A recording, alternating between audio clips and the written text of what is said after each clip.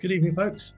My name's Mark. I'm head of Thinkins here at Tortoise, and I'm in the editor's chair tonight to talk about the science and stress of baldness, which I was, when we were initially planning to run this as an in-person Thinkin, I put myself forward as editor for it because it meant that I would be able to sit at the front of the room and not have any of Connor's studio cameras picking up the back of my head.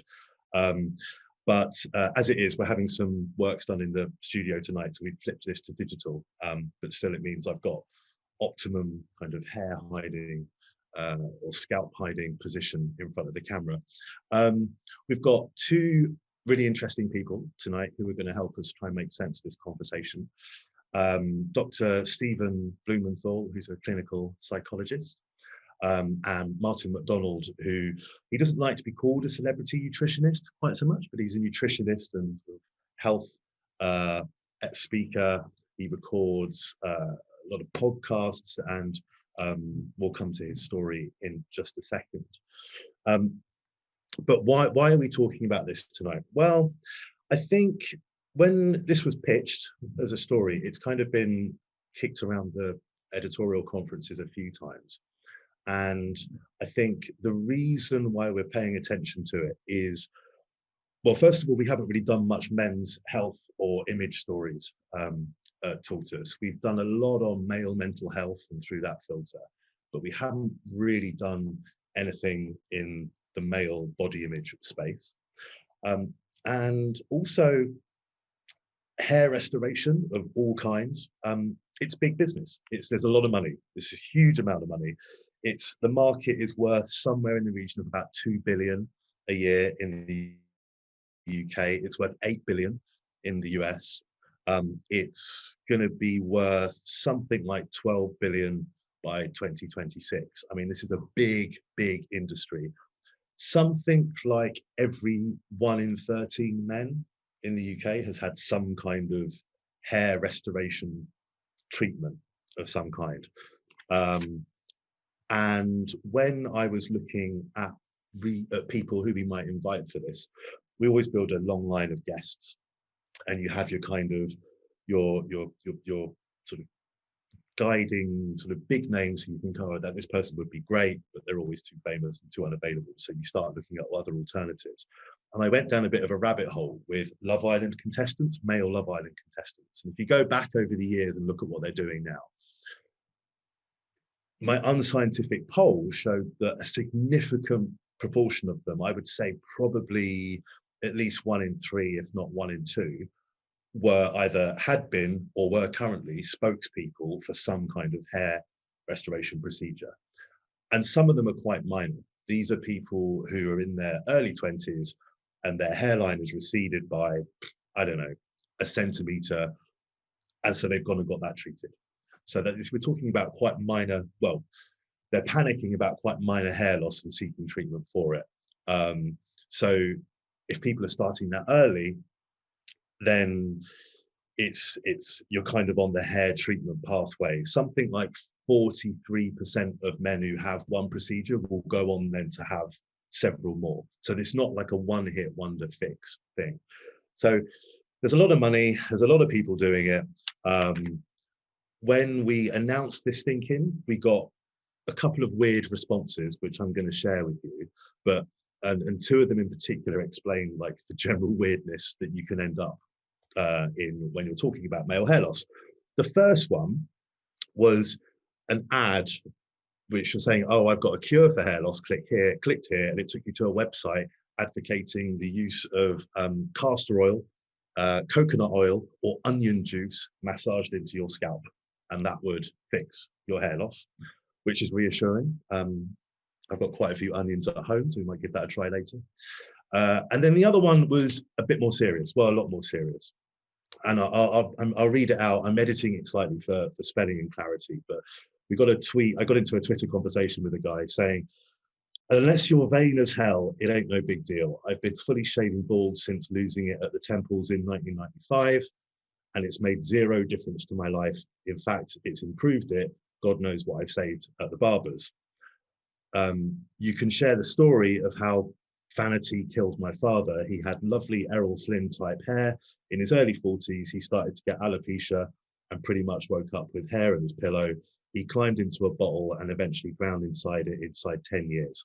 I have zero patience for men who are so insecure about their identities depending on their hair.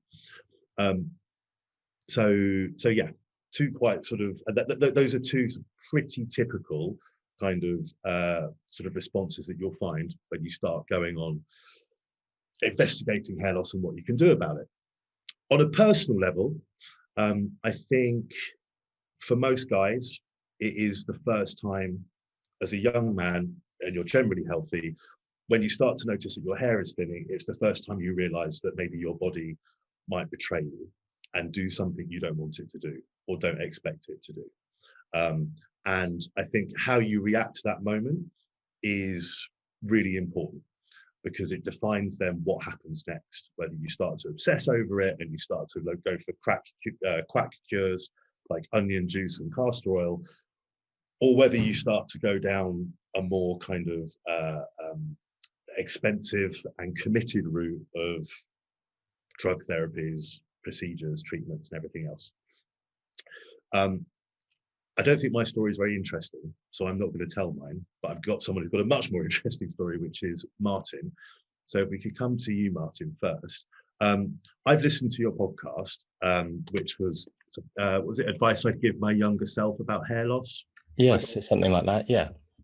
And in it, you talk about, sort of the point at which, as a young man, it started to happen, and then your journey afterwards.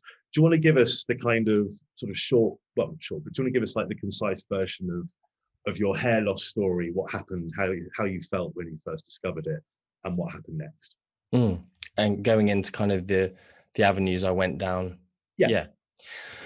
So I suppose I started to have, there's these two types of hair loss. I suppose I would describe it as like receding hair and then maybe thinning or balding on the top.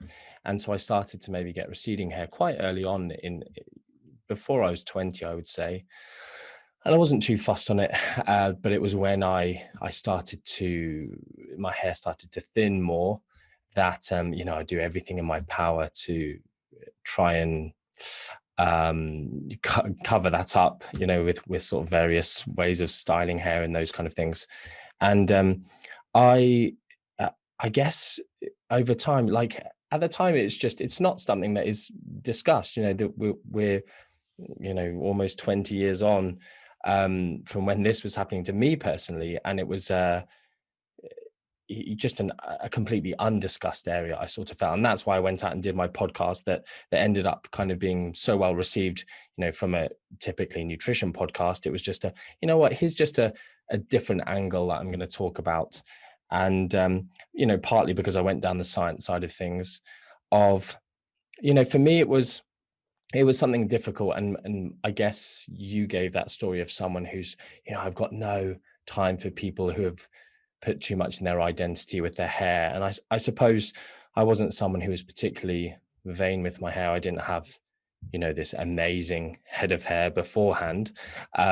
But simply it was just, I think we all have an identity of just what we look like in the mirror. And when I think the biggest part of it for me is that it's not your choice. So I've kind of likened it to various things of when boys or girls go through puberty, the changes that happen, they are, I guess, typically seen in your growth cycle as positive things. Young girls go through like breast development, but can be very, very self-conscious about it. It can be almost a negative thing from them at the time, but yet later in life, I suppose it's a celebrated thing. So it's these changes that you're not in control of that I think have such a profound impact on your psychology. And, it's going to be really interesting to hear Stephen talk about more of the psychology stuff, but, on the individual psychological level, it was out of my power. My body was doing things that weren't in my control. Some people choose to shave their head. And I even thought of them as quite brave, as teenagers. I'm going to do a sponsored shave my head. And everyone's like, yeah, wow, you're so brave. And I think it, it is, because it's just like, oh, I'm going to look totally different. And I think it's quite a striking thing. But when it's out of your control. How old were you when you sort of you realized it was happening? Like, Yeah, so I suppose it was mid to late 20s, really. I became a lot more self-conscious, and one of the things, hearing you talk about it is like starting to care about camera angles, starting to care about, oh, if someone takes a flash like that, you're going to be able to see right through the hair and see my scalp, and it's just, unsightly. And this is me talking about myself and what I saw in myself, because what I talked about in my podcast is, I think other people looking at you very often, they don't care. It's just, oh, that's just the way that person looks. It's not offensive to look at. It's just, oh, that's their hair's that way. But you yourself, you're so much more of a self-critic, I think. You want to look a certain way, or you recognize yourself in the mirror a certain way, and then you're just not that person, and it's progressively getting more out of your control. would you say, sorry to interrupt, would you say that did you go through that kind of almost like denial type period? So you sort of notice it, you get that photo and you think, God. But then you get the right angle in a mirror, then there's a better photo, and you sort of put it to the back of your mind, and then you go to the barbers and you sort of do that thing where they show the back of your head in the mirror, and you sort of do that thing where you don't really look. You sort of look but don't look. So yeah, that's fine. Yeah. That's great. Yeah. Did you do that period? And if you did, how long did that last? Yeah, you make a good point. It is one of those things, you see yourself in then a good photo, or you get yourself in the right angle, and it's like, oh, it's all good. We're okay. And you don't, you've got no idea at the rate of this thing progressing. And I suppose it was a long time, maybe years, that I tried to hold on to the person with the hair. And, I said, maybe flippantly, and maybe from an unqualified perspective, that I would say to my younger self and to other people, once it's got to that point where you start dodging, you start changing, you start this, that, and the other, my advice to my younger self would be, just do it now. Because I think it's the change. I think it's the differential. Even when I talk to people about nutrition and health and weight loss and these things, that's part of my profession, often it doesn't matter how you look in the mirror that day. It's actually, how are you treating yourself? What are your daily habits that actually are really the thing? So you might be 5 pounds over your normal weight, but you are back in the gym, eating well, feeling great, doing some exercise. And because your trajectory is in a positive fashion, each day you're like, oh, I'm feeling good about myself, but yet you're 4 or 5 pounds still away from. But flip on its head, you lose the 5 pounds, and then you're moving in the wrong direction. You've been stressed, you've not been exercising, not been eating well, you're moving that way. You look in the mirror and you go, oh, I'm rubbish. I don't look the way I want to. So for me, it's always going to be change. It's always going to be a differential from where you don't want to be. And so, once I did end up shaving my head, yes, it was difficult very initially, but very acutely. But once it was consistent, I actually then started to learn this new identity as someone who doesn't have hair. And it is a different identity. There are different things to learn from a society perspective, as weird as that sounds to say. Was there a moment? Sorry, was there a moment or an event or just a thing which you were like, right, that's it. Tonight is the night. I'm shaving my head. It was probably over just a period of a few weeks, and I had a close friend who, had shaved his head years and years before, and just talking with him, and he was very supportive about it, and just kind of said, look, it was as simple as like, I'll lend you my clippers, kind of talk me through the process. It's a simple process, but it was almost just that support, and not feeling weird about it, because as for some people listening to this, I'd be like, is it really that big a deal? But it is for lots of people. Like I was never someone who was really super self-conscious. I know other people, and since I've done my podcast, people reaching out and saying like huge anxiety socially about it. Real sadness / depression, if you want to make it clinical. It's such a bigger deal for them. Like, I don't want to say that I suffered massively. I didn't, but for someone who I guess is generally very self-confident in these things, the fact that it could have this impact on me, I know it has such a bigger impact on others, and if they have more of an identity there, or so yeah, it wasn't, it'd be cool if I had like a, oh my goodness, this happened, and then it was like, right, it's gone. It wasn't, it was a gradual decline, and then actually became like a realistic thing I was going to do. And that first moment as well. So, sorry, I should just say, if anyone is in the chat, if you have stories, we want to hear from you. We want to hear your experiences, anything you want to share on this. I appreciate this is a sensitive subject for some people, so if you want to share it and keep your camera off, that's totally fine. Or if you want to put something in the chat and we'll read it out for the rest of the room. And so Martin, just not to sort of dwell on this sort of too much, I guess that moment as well. So your friend comes over, you shave your head. I guess there's two sort of almost eureka moments where you're confronted with it. The first one is the minute you finish shaving your head, and then you look in the mirror. And then I imagine the next one, for me at least, would have been when you wake up the following morning and your brain has reset overnight to that image fix that you're used to. And then you go into the bathroom to brush your teeth. And you're like, oh, yeah. How did that feel?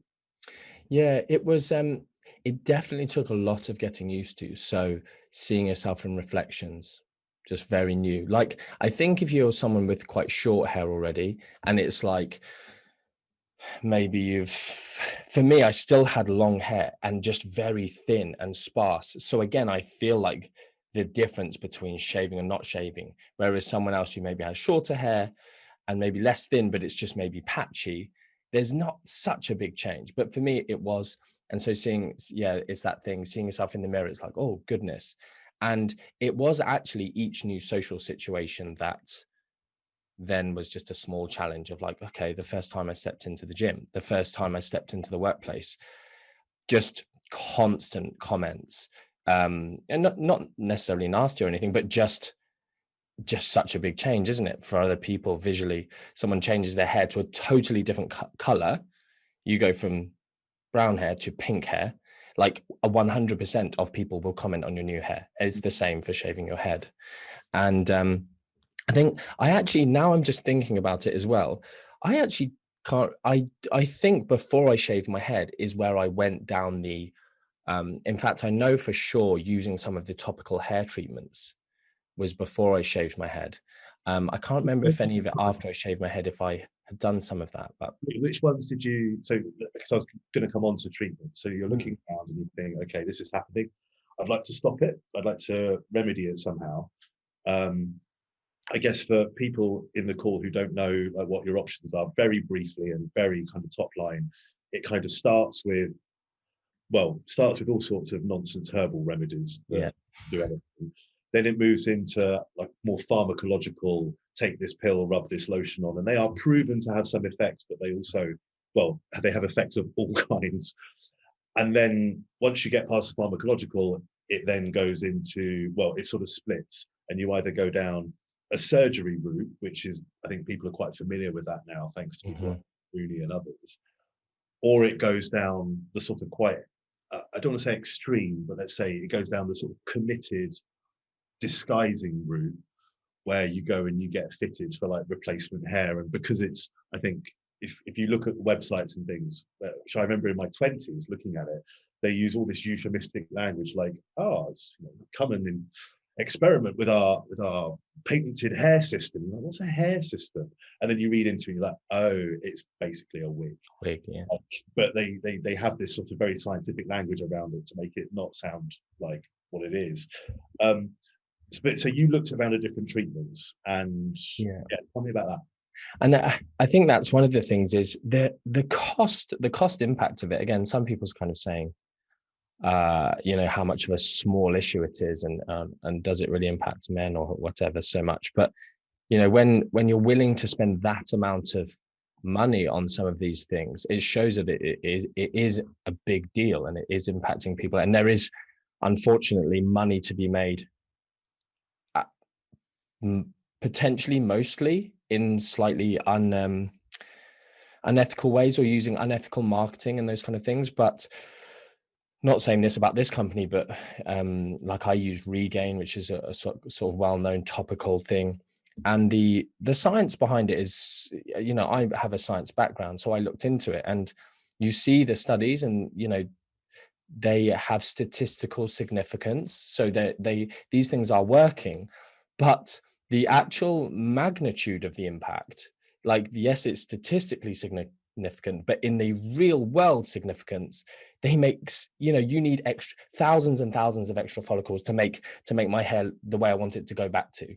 And we're talking about, you'll get a few more, and we can measure the fact that it does help a teeny tiny bit, and therefore it's statistically significant. But they just, like, this was my message on my podcast: just don't bother. Like, the amount of money that you will spend for the absolute tiny benefits you will get, just don't bother. You tried finasteride, didn't you? You tried the over-counter pill for a while. Finasteride. Yeah. Yeah. So again, back then, like, so now I know that you can just go and get this. I You don't get it think, at Superdrug. Like, they'll give it to you over the counter at yeah. Superdrug. Insane. So I feel like back then you couldn't do that. So I had to kind of source it by other means. But yep, I tried that. And this is a very powerful pharmaceutical drug, which is why it surprises me so much that you can, this is used to treat benign prostate hyperplasia. It's this called a 5-alpha reductase inhibitor, and it stops our conversion of predominantly male testosterone hormone into a much more androgenic, this powerful version, dihydrotestosterone, DHT. And DHT is the one that's the thing that really is the thing that's making us lose our hair. And so you stop that conversion, and you can slow down, stop hair loss, potentially even regain some hair loss. And I essentially had a acquaintance who had been using it for 6 years, and he had an amazing head of hair, just the perfect head of hair. And he said, I had hair like yours before. And I was like, no, you didn't. Don't lie. And he said, I did, and showed me pictures. And after 6 years of using this, it had helped him. But this is the problem with learning just from word of mouth and friends and whoever, is he didn't talk me through the side effects. He didn't talk me through the possible negative outcomes. And unfortunately, I was one of these people who got the negative side effects. So my libido completely crashed. And these are, if you talk to a doctor, or a good doctor, or you just read the leaflet, these are common, these are known side effects.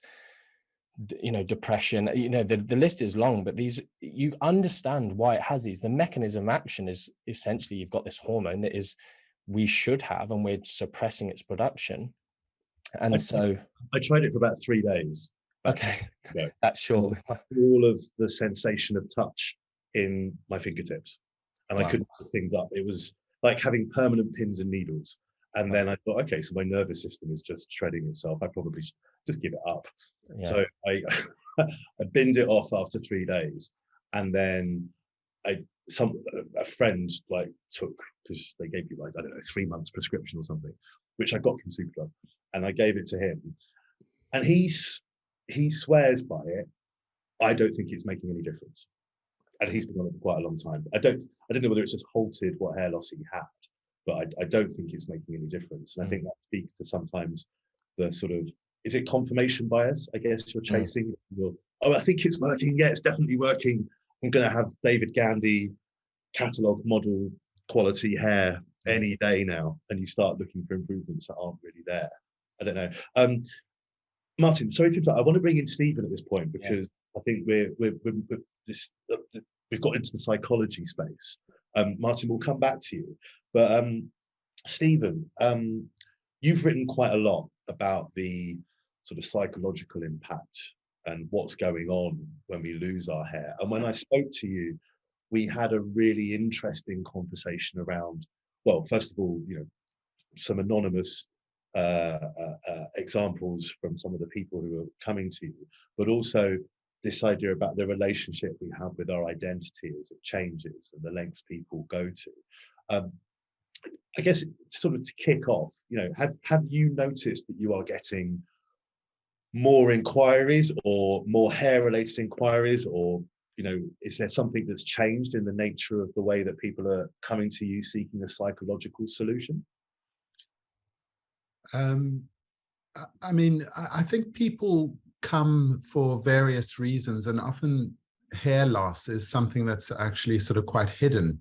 And it's really interesting to hear you guys actually talking about it. And, when you just sort of scratch the surface of things and you uncover what what is actually going on in people's minds around hair loss, it's quite profound. It's very impactful on people's whole sense of their identity.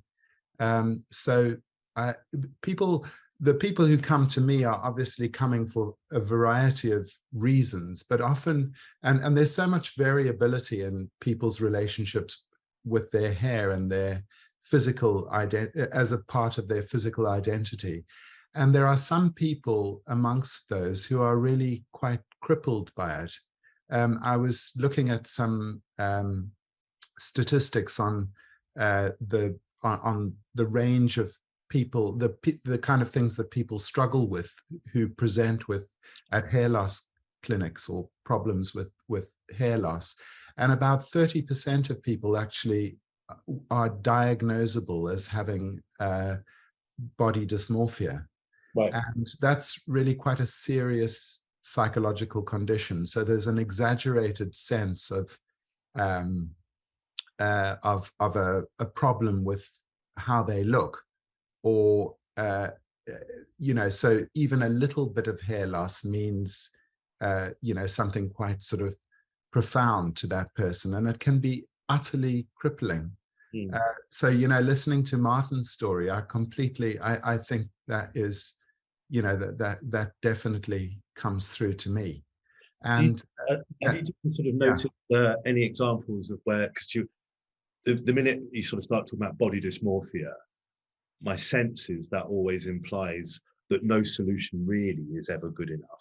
Like, you change it, it's still not right. You're chasing an impossible perfection or an impossible result that is always just exceeding whatever kind of treatment, restoration, alteration you've made to yourself. Yeah. I mean, unfortunately, we live in a world now where you can just sort of choose the image that you want, and then you can sort of get surgery to look like, the image. And social media and media doesn't actually help that at all, because you have, there's there's the presentation of an ideal image. I actually have a confession that actually the particular picture that you happen to have chosen for to represent me here this evening actually is the one that I've actually stopped using, because some years ago I actually got that image. I got a photograph and then it was touched up to give me more hair. And I thought, no, that's totally wrong. So we're all victim of it. And unfortunately, the whole kind of, it's interesting that the cosmetic, hair loss clinics haven't, sort of come on board with coming to this discussion, because I think they capitalize on that kind of thing. And yes, you're absolutely right that according to, I think, the American Society for Plastic Surgery, it's a known fact that surgery or alteration doesn't actually help body dysmorphia. What helps is therapy, because no amount of augmentation can actually change an internal sense that you have of yourself, which is what this is all about. And so a patient comes to you, Stephen, I'm losing my hair. This isn't me. I'm not getting a free consultation, just for anyone watching this afterwards. But so a patient comes to you, they are anxious, nervous, not dealing very well with their hair loss, which might be quite minimal. They might be young and frightened it's happening. They might be older and sort of in the middle of it. Where do you even start with that when you're presented with someone who is, I'm not sleeping, I'm worried about this, it's giving me lots of stress? How do you even begin to kind of talk about I want to hear about the anxieties themselves. And I also want to crucially hear about the person's whole life story, including how things were as a child, the relationship between, the parents, the whole experience of growing up, of entering into sort of adolescence. Martin was talking very eloquently there about, sort of how adolescence is a time of physical change, and how that is managed obviously shapes the way you manage change later in life.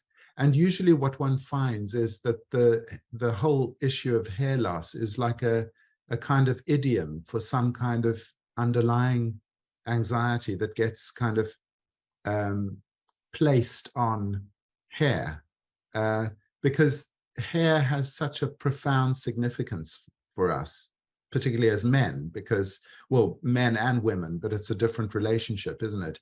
And because men lose their hair naturally, it comes to represent all sorts of things: shame, virility, identity. It's really, if you took all the stories that have ever been told through the millennia, the ones that survive are the important ones. They've got some profound significance for our sort of collective unconscious, if you like. And one story is obviously of Samson and Delilah, where Samson's loss of his hair equals virility.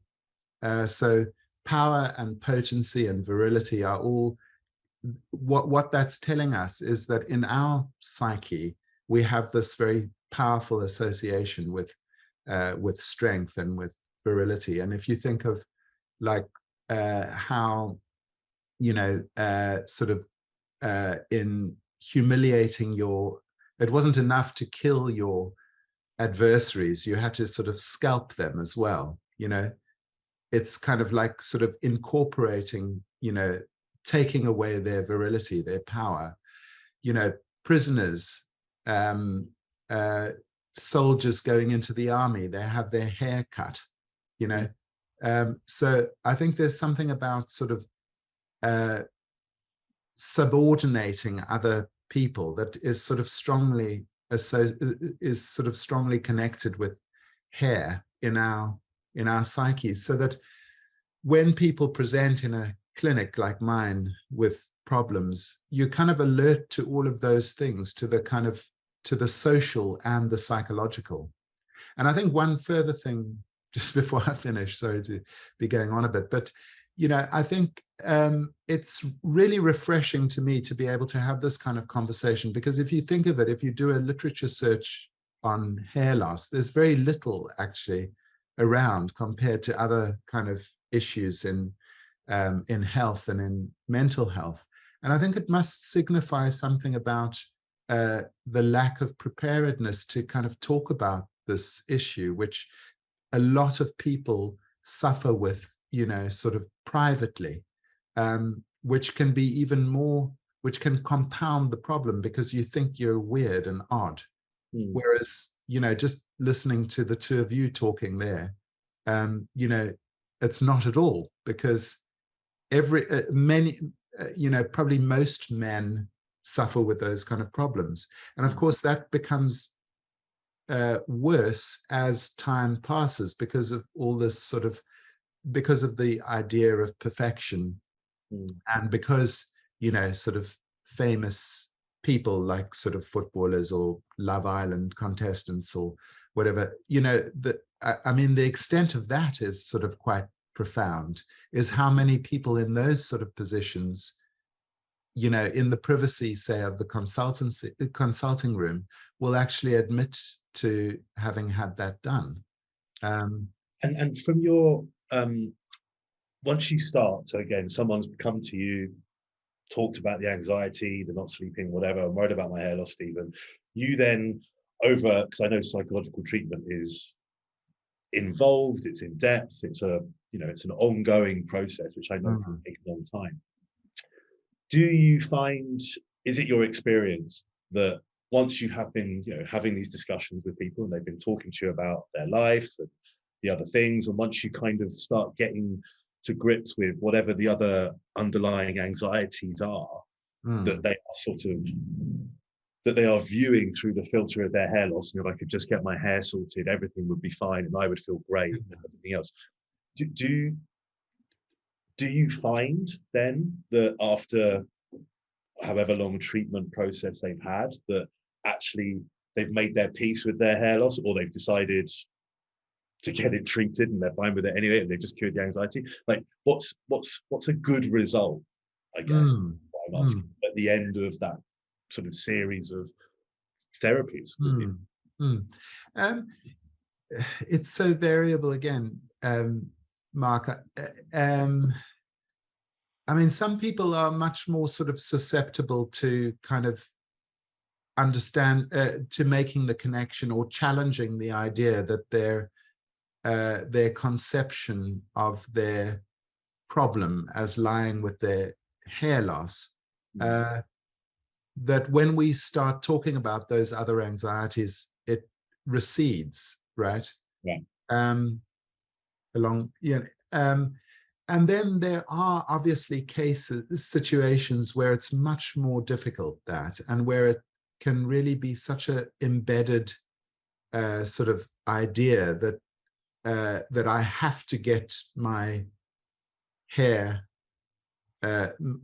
hairline changed. And that is such a sort of fixed idea.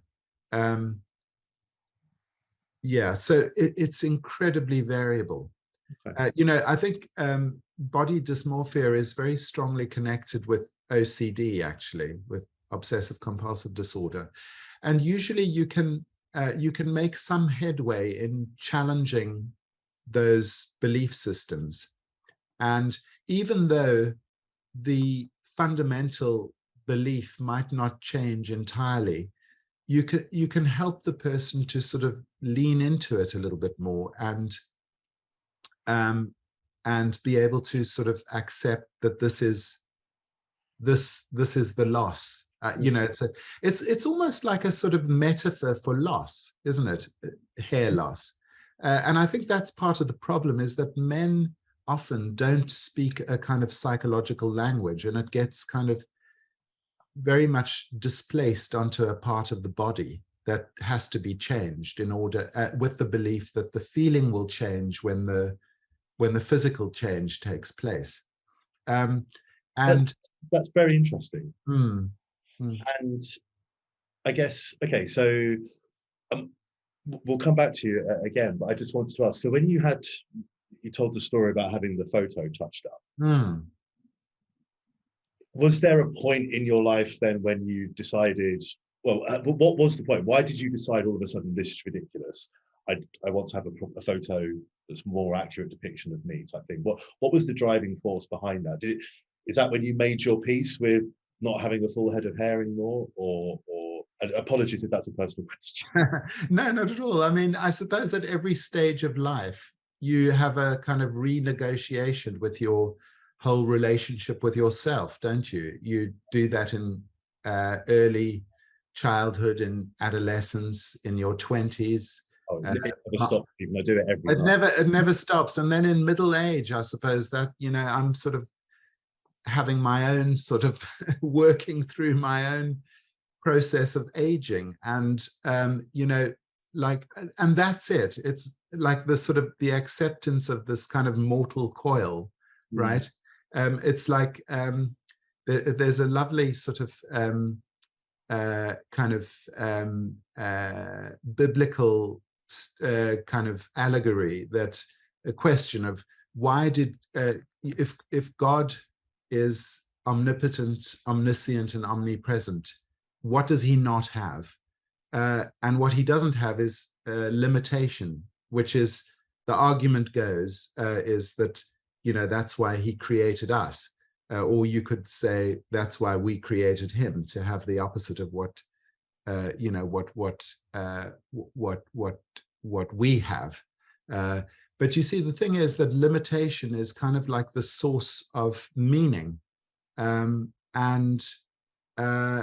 that's what makes the fact that there's a pressure and a change, and you can't stop the process of decay, is actually the very source of like life, what spurs us on to kind of want to develop and engage, rather than try and keep things the way that they always were, which is having hair. So I think it's about so many things, but it's about loss, you know.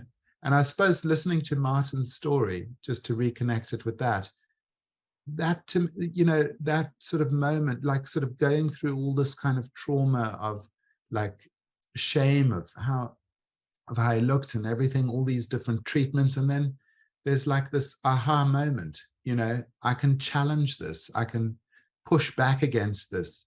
And I think that's essentially what my work involves, is to, rather than be sort of ridden by the horse, you know, of life, you actually get into the saddle yourself and you take charge of it, and you sort of take ownership of what you are, both mentally and physically. Well, I mean, I have to say, I feel like I have had a free consultation, and I wish I'd spoken to you about 15 years ago. And also, I need to thank you, Stephen, for probably making this the most metaphysical thinking that we've ever had. So thank you for that one. I'm going to come to my colleague, Kerry, who had a question. Kerry is a fellow tortoise. He's working in the office upstairs. Hi, Kerry. Hello, hey, Mark. Look, I was really interested in what Stephen said about the differences between the way that men and women, the different relationships that men and women have with their hair. I wanted to sort of push away at that a bit, because when Martin was talking, I was thinking to myself, if I'd started losing my hair in my 20s, I think I would have fretted about it aging me. I would have felt, and actually I think, because as a young man you have maybe this is not totally true, but as a young man, certainly I had a relationship with my body where I didn't have to think about it very much. I was basically healthy. You have a very different relationship with your body than a young woman has, where, you know, you're much more connected to your body as a young woman, I think, than I was as a young man. So I wondered from Martin whether it was predominantly about a sense of masculinity, or whether it was mostly about a sense of aging or loss, as Stephen has come on to talk about. And then I was also thinking about, you know, women friends of mine who have had chemotherapy, and even in the midst of that trauma, that the hair loss has been a particular other agony.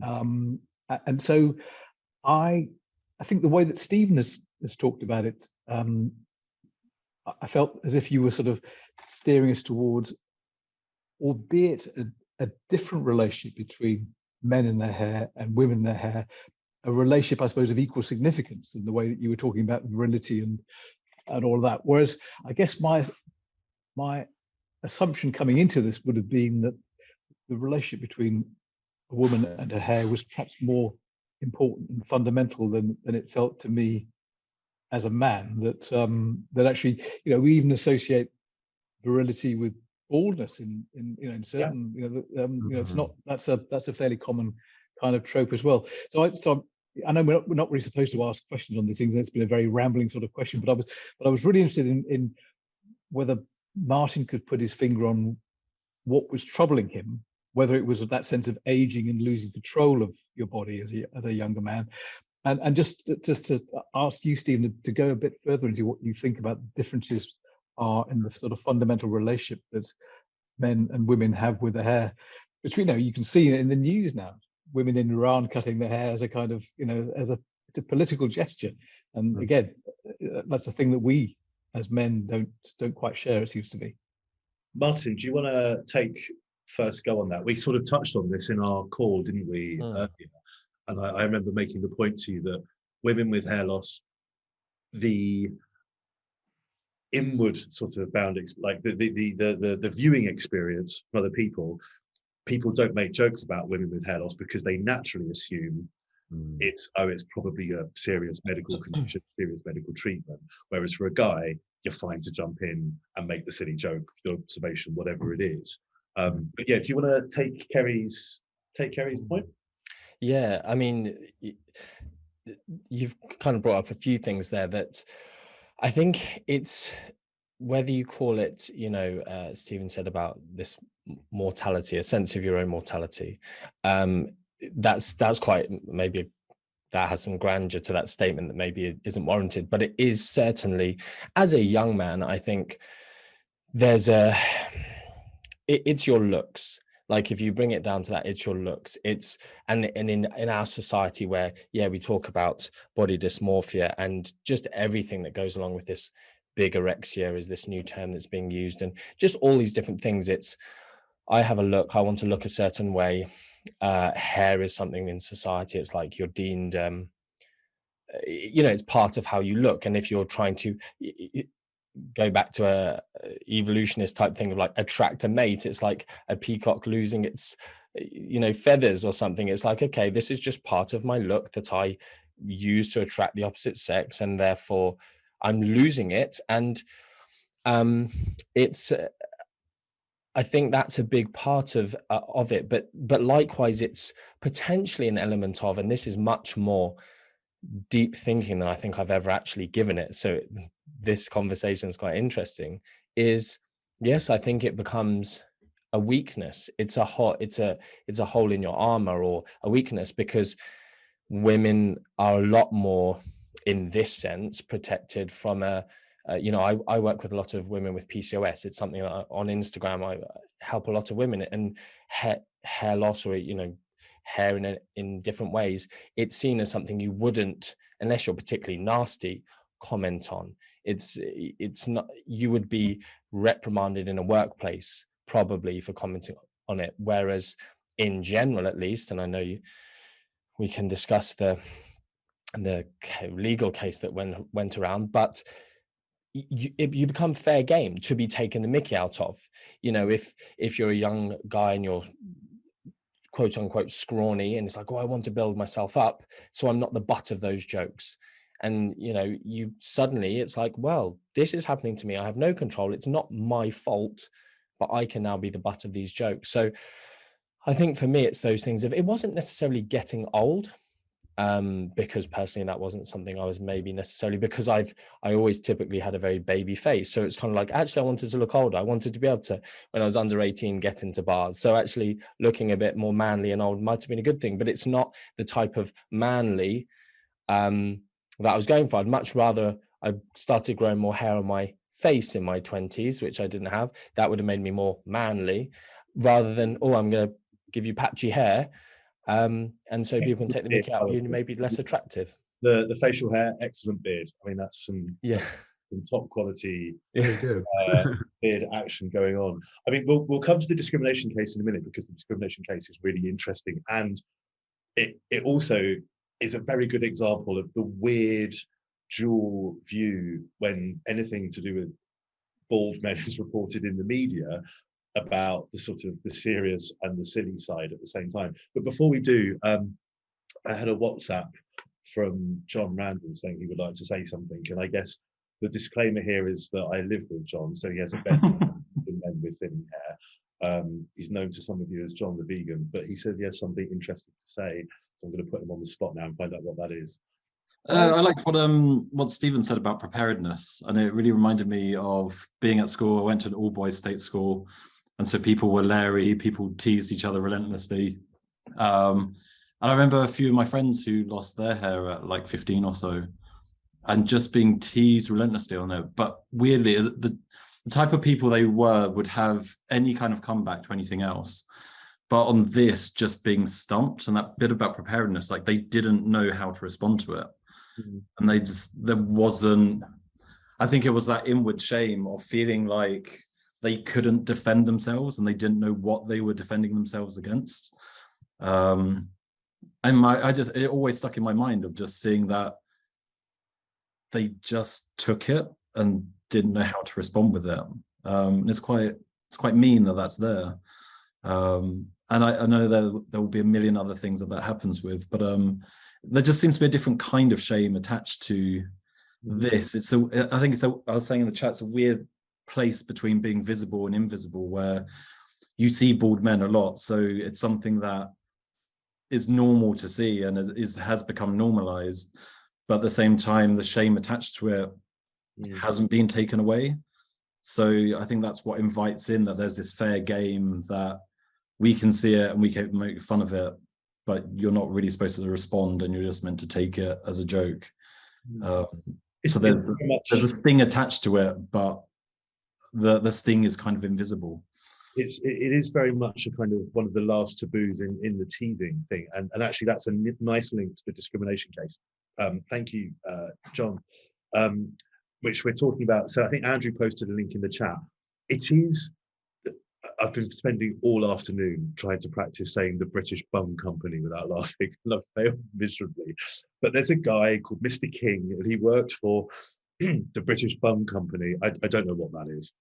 I'd love to know what a British bum looks like. But he won a discrimination case because one of his co-workers called him, I'm going to substitute the word for something that's more family friendly, a bald coot. And he took it to a tribunal and he won.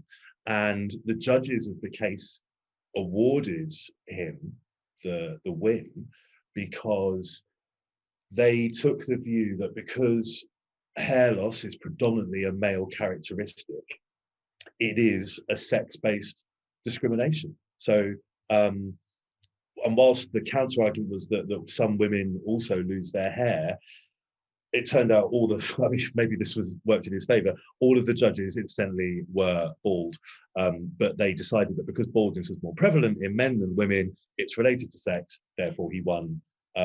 He won the case.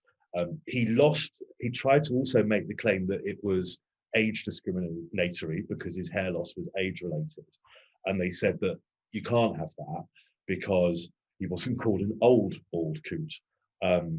So he missed out on that one. But it's interesting, I think, and I think it's the first. I need to have a look, but I think it's the first one of its kind where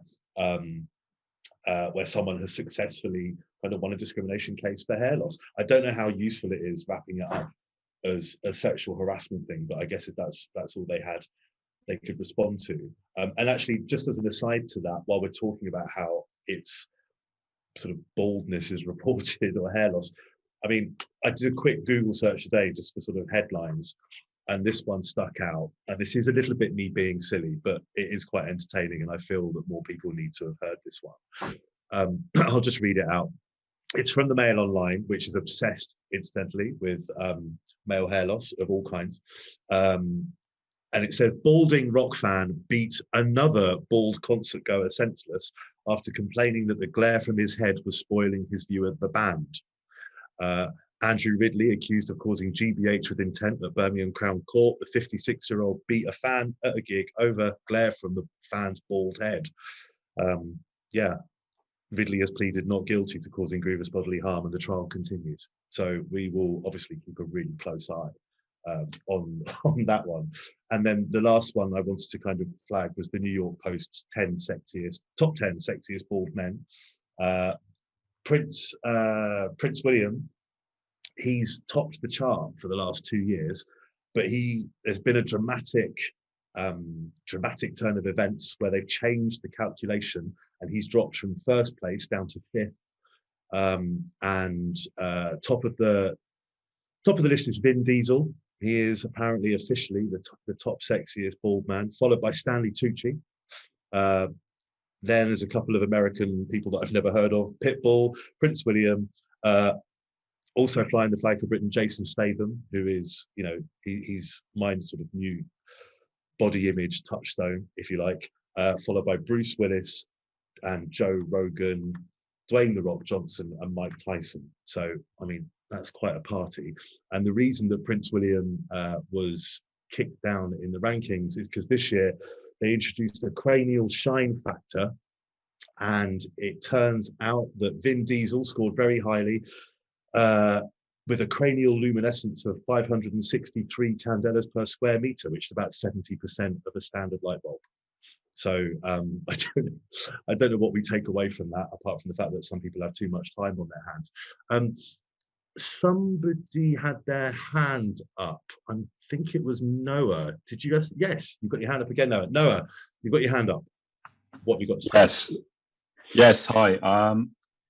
Yeah. So I thought I'd speak on behalf of the younger demographic. The fine head of hair, I should say. Well, you think so, and ostensibly yes, but I've had my fair share of sort of hair loss anxiety. I think I'm 21, and I think my temples have kind of receded to a very kind of normal, extent, but they kind of have, and that's caused me a lot of anxiety over the kind of the last 3 years or so, and I've tried things like finasteride and things like that, and you go into this there's plenty of kind of internet wormholes to kind of compound one's anxiety. But I was just going off the kind of